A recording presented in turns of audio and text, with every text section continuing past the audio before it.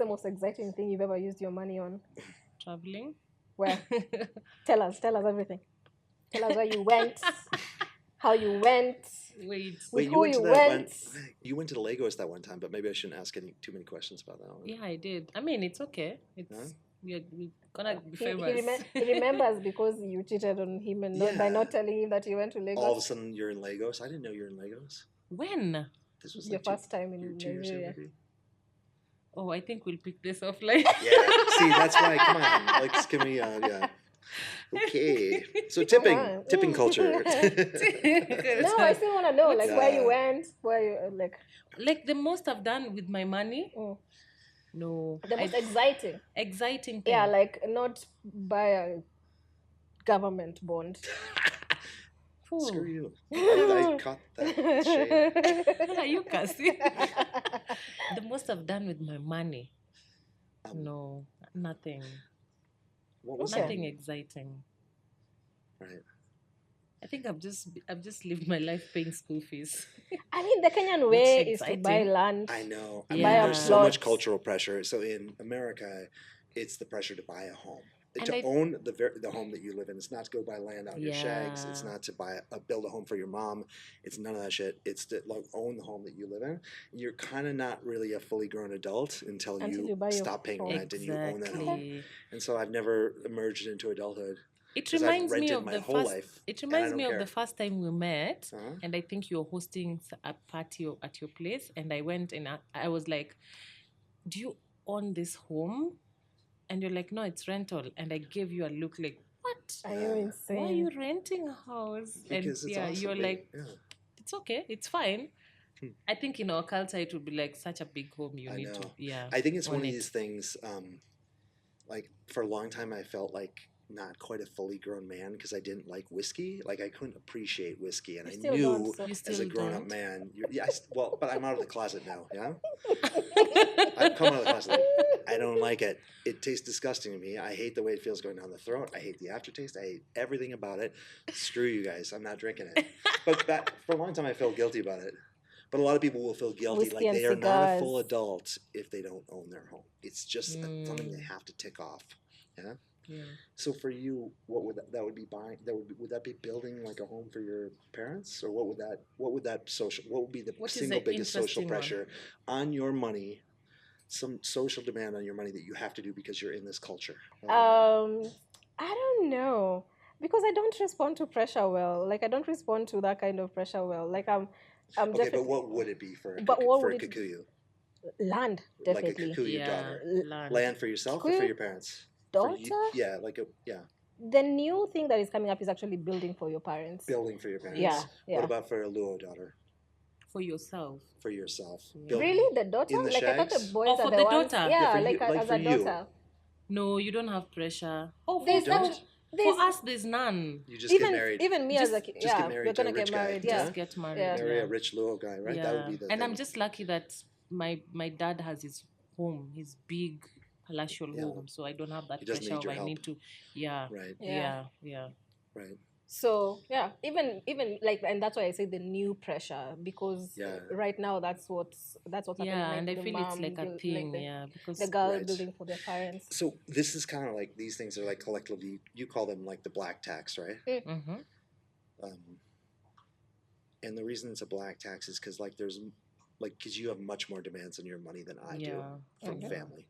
Is that right? Yeah. Expectations, and mostly applies for firstborns, secondborns. I don't get that pressure because I'm the last born. Okay. Like I would be the last option someone thinks of. Let's ask her for money. Okay, they've so had let's gone through the chain. You would be my. If I was in a jam and needed money, right? You'd call Sharon first, no? Option. Anyway, sorry. That's I'd call Sharon just first. Kidding. Come on. Yeah. Because is it the order of birth, or is it the one who makes it though? Is it the order of birth or the person who has money, or the one who went to Nairobi, or the one who? Yeah, that's a the good one who has point. It's podcast. the order. It's the order of who made it. Yeah. But I'm also lucky. I come last in the order of people who have made it. Yeah, so I'm safe either way. So let me ask this question, and then like outside the family, there's probably some peripheral of cousins and of tenuous kind of lineage. like will will they have some claim in, like will this, like say if they see this podcast, will be like, oh, she's doing well, like, and they feel more confident in reaching out to you for money? Tell the people not to call you.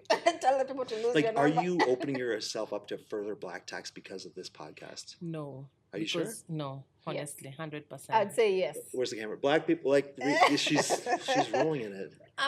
Just kidding. I'm saying that. Let me give you a personal story. Are we going to publish this? Yeah, we're publishing it. It's a podcast. Do you know, like, I've just built that boundary. Yeah. I've built a strong boundary. Yeah. Like, even if I appear on Citizen TV today doing an interview, the next thing I'll not get a call sent as I've built a boundary. It's helped me. Right. Yeah. Right. So they would not bother. Yeah. You don't wanna. What about you? How are you in the boundary department? Not so good, eh? Well, room for improvement? Always room for improvement. Oh, I need boundary classes like crazy. All around. Setting boundaries, enforcing. All around. Setting them, enforcing them. Yep. Yeah. Trusting them and keeping them. I'm actually the weak link with my boundaries. So the weak link with my boundaries. I don't understand what that means. I like it. Okay. So yeah. People will call, but then what do you do about it? Yeah. Like, oh yeah, so you want 200? Okay, good to know. Right. Yeah. Because I think for me, I'm bad with phone calls. You cannot reach me. I'm so hard to reach. Yeah, that's the thing. Sharon has. I am really hard to reach. Used tech. I'm using tech-wise. I think you use tech-wise. Really nice. You can never reach me. However, you are an you try. Yeah. Actually, tell us how you do it. It doesn't have to go on the podcast. I've seen a lot of these discussions on Twitter. First of all, the discussion starts from. So I could ask you guys, what do you prefer, text or calls? Don't leave me alone. Rosemary's no, neither. If you had Rosemary, leave me alone. Her favorite thing would be to never hear from another human being for the rest of her life. Well, if you had two choices. And watch her little pretentious... Text. Yes. Yourself? She'll watch her pretentious Tiny Desk concerts and all her shit and never have to interact with real people. Would that be your fantasy? No, it's... Yeah, I need to work on Drink that. your pretentious fermented drinks, whatever they're. Like kombucha? Like, you even know maybe to... that sounds like a fun time. Like, we're drinking kombucha, mango, ginger kombucha. Oof. I felt that one. Yeah. Watching a Tiny Desk concert, but yes, proceed. So I text. Text yourself? Text. Yeah, I guess, yeah. Text or call? Text. I think most people are text people, yeah? Yeah. I don't know. It's just a setting. I like the voice messages. You guys have noticed. I like the voice messages. Oh my God. It just is so much more efficient. Like in 2 minutes, I can pack in so much more, and the context and the vocal cues. Like you don't have to worry about misinterpretation of the written whatever. It just works so much better. But it's annoying for the recipient. Yeah, like you need your headphones. You gotta go step out of the meeting. There's one you don't time know if it's urgent. On the voice notes. There's one time I was recording a voice note because this person is not in the country, so I can't keep calling them, and I needed to pass on an instruction there and then. And someone overheard me recording a voice note. Someone you both know, and the person was like, "That sounds like a Chad thing." I was actually doing it for the first time because I needed them to get that message then. Yeah. So you love voice notes. I don't get how you can have a conversation, like you can call someone and talk for more than 10 minutes. Like on voice note or on call. Yeah. Like you talk and then we talk for 3 hours. Like what are we saying? My God. Minute 10, I'm already, okay, we'll talk. We'll wrap it up. Yeah, fine, we'll talk. And then they're like, and then we talk for another 20 minutes. They're like, okay, fine. But what I like about your introversion is like you've got so much self-knowledge. Like you know all your flaws. Right? Yeah. You know you hate people. You know you hate people. I don't hate people. She avoids us. You don't hate individual people. You hate people as a group. You hate people. Like as a group, you hate people. I don't... Hate is a very strong word. Like, I'm just uncomfortable. Like, it's just social anxiety. Like, you can't stand people. Yeah. Does that make it better? Would you, like... In small doses. Prefer... Alone. Would you prefer elephants to people? Elephants, definitely. See? I mean, perfect, because they're just so perfect in their innocence. They don't talk to you. They don't talk to you. They don't ask you questions. They don't put any pressure. They don't make you crazy quee. So this is a crazy thing. My friend was telling me about this hike we went. I can't even remember the hike. Yeah. And then she tells me about these people that we met and everything. And I'm like, I have no recollection of this hike. Okay. And then she's like, oh yeah, you don't remember we met this person? Oh, she shows me a photo. And I'm like, I think I can barely. Then she told me where we were. Like, we went to Mount Kenya. Then, like, it was an early morning. I'm like, I remember that day. That's the first time I saw a tree tomato plant. A tree tomato plant. Yeah. I remember, but I cannot recall a single soul that I saw that day. But I can remember I saw plants. Did you interact with people, the other people in the hike? Yeah. But we interacted with people. Like, these are people we actually met. Interaction that is a problem. These are people that we actually met after. Why do you like hanging out with us? Who said I like hanging out with you guys? You just know it's good for you. Who said I like hanging out with you? It's a good point. Like, I'm here against my better judgment. I'm here. I'm just denounced that in front of the camera. This is me working on people. Elephants. Did you see this story that Botswana was threatening to send 20,000 elephants to Germany? Mm-hmm. Yeah, what's that about? So Botswana apparently has a huge nuisance elephant population, 140,000 elephants. And Botswana is like Kenya sized, yeah? And I think it's even more, maybe it might be even more dry. I might be wrong there.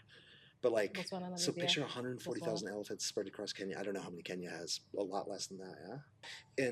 And so they were starting to allow hunting again because it culls the population because they're a nuisance for the farmers and whatnot. Why don't we call the farmers? Okay, why don't you take the pro? Well, we'll debate. You'll be the pro elephant. I'm the anti. Like these elephants are a nuisance. Like they destroy valuable property. Yeah. And there's too many, and so Germany was like, no, don't reinstate hunting because German people in Germany, when they think about elephants, they get all weepy-eyed and they love them so much. They're gonna go the way of the can't picture hunters, which are probably white South African guys. There's gotta be some white dude with a gun. It's definitely Afrikaners coming from South Africa that are in there hunting or elephants. Some American doctor, some white American doctor, dentist. Some dentists, yeah. But more likely, if it's like an organized hunt where they need to kill 20,000 of them or whatever, which I think is what they had to do. They were going to allow 20,000 hunting permits. There's going to be a lot of Afrikaners coming in from South Africa. For our international listeners, who are the Afrikaners? Rosemary? Oh, you want me to say who the Afrikaners are? Please, yeah. Do you know this for the Vutrika monument? Yeah. Okay. It's one of the two major groups of whites in South Africa. Yeah, in South Africa. Yeah. What's the other? I thought it was just Afrikaners. The English-speaking, the British whites. Oh, Afrikaners and their Dutch. Afrikaners are like the ones that speak the Dutch language. Okay. Yeah, those guys love shooting elephants. They'll probably fly helicopters in and hunt from helicopters. Ooh. They love it. They don't give a shit. Justice for elephants. They get nothing. What say you from the elephant side? So when Germany told them don't issue those permits, they're like, okay, we'll send you 20,000 elephants and you figure out what to do with them. What to do with them, yeah. Which is crazy idea. I mean, if I was Germany, I'd say yes, please. What they would have nothing to do with 20,000 elephants. Okay, Berlin Zoo can take one more because we already got two, and the cheetah exhibit just freed up because the cheetah escaped and we had to shoot it. And so do they even have that space? Wait, there's no space. Of course, there's not. There's no space in Germany because wild. They should stop having those tiari whatever. Right. I mean, I think it's like the people in the German politicians shouldn't tell Botswana what to do with its local problems. Yeah. Forget about the elephants and the white people and the black people. It's like, how would you know 5,000 miles away about what the solution is to this problem, this local problem? Yeah. Right? Don't you think?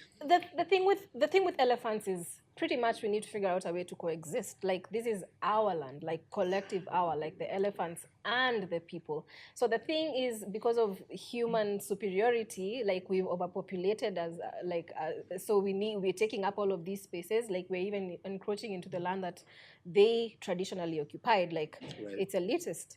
So I mean, it's like speciesist, isn't it? Yeah. Is that what you mean? Yeah. Would you extend that courtesy to like a less cute animal, like a mosquito? Well, mosquitoes have already overrun us right now.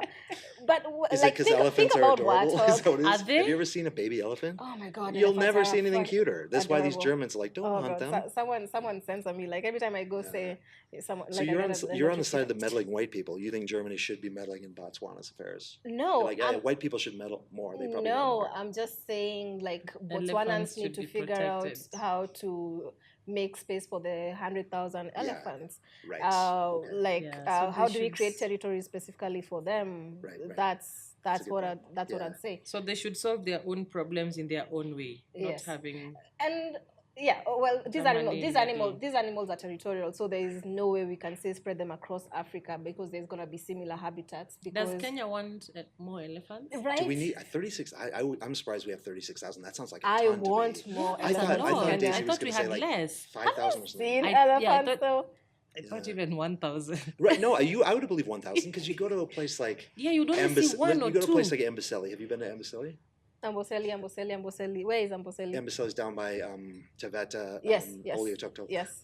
Have you been? Yeah. Like there's a ton of elephants in there in that national park, but you can cover like the whole national park and it's very flat, so you can see them easily. And there's only probably like 200 elephants, and to me it seemed like that might be like the biggest group of elephants in the country. 36,000 is a lot. It's a lot. Apparently I've heard there's like a lot of wild ones up. Like Kipia and Turkana, and Mount Kenya, just not in nature preserves. They're just like Park, just like in America, like deer would be, they'd be jumping into farms and stuff like that. These elephants up there. Yeah. So but does Kenya have a problem with elephants destroying crops? Yeah, we have similar problems with what Botswana is struggling with. Have you thought about bringing in a bunch of white South Africans to shoot them from helicopters? I will shoot them myself. Okay. Like the white guys, not the elephants.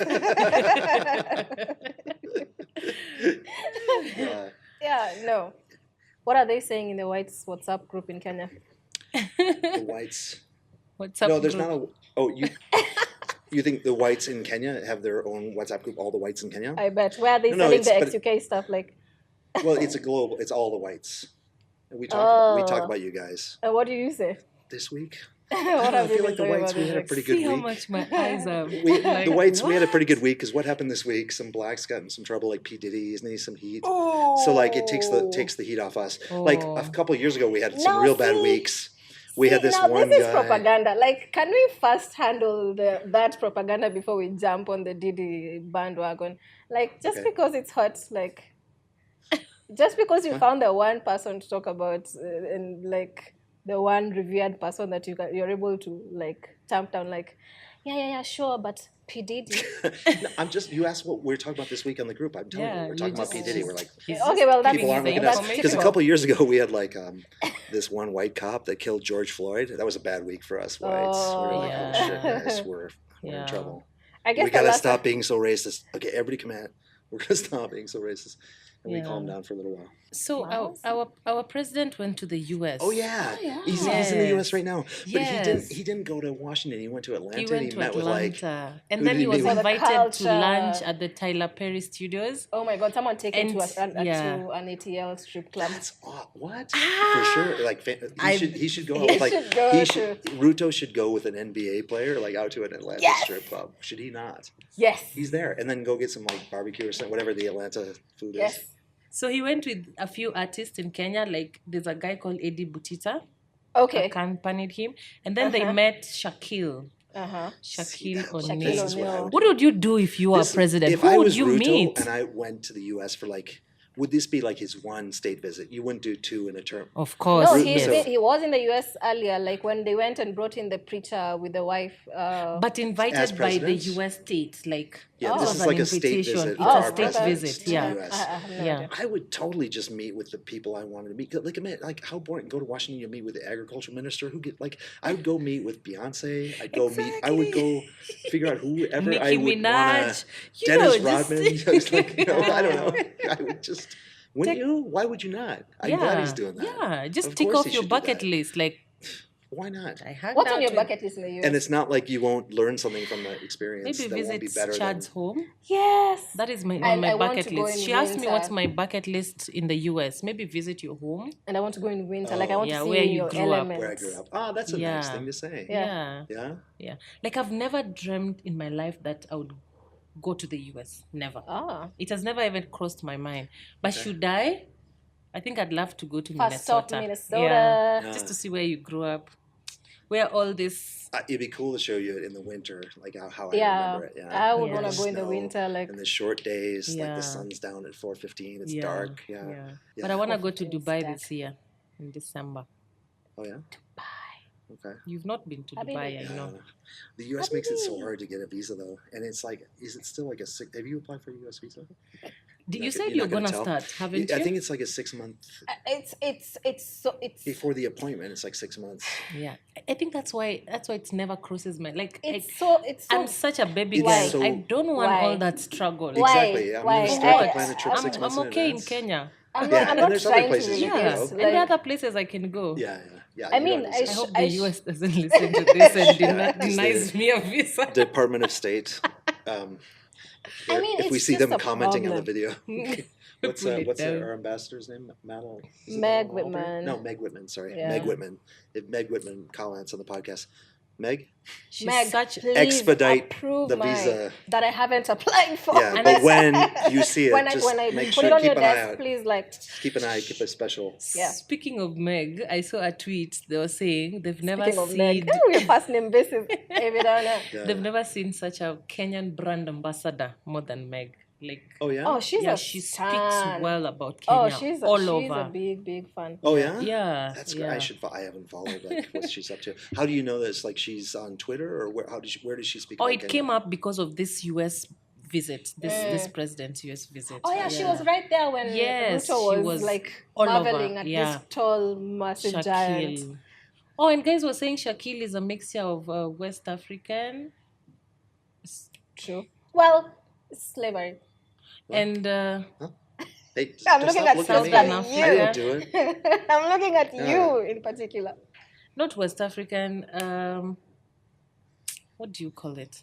I don't know who we're talking about. Who's Shaquille? Who's Shaquille first? The basketball Shaquille O'Neal. Yeah. He lives in Atlanta. Yeah. He met the president. He met Ruto. Yeah. That's cool. And he's too tall. So guys were talking about his genes. Yeah. Yeah, Meg was right there.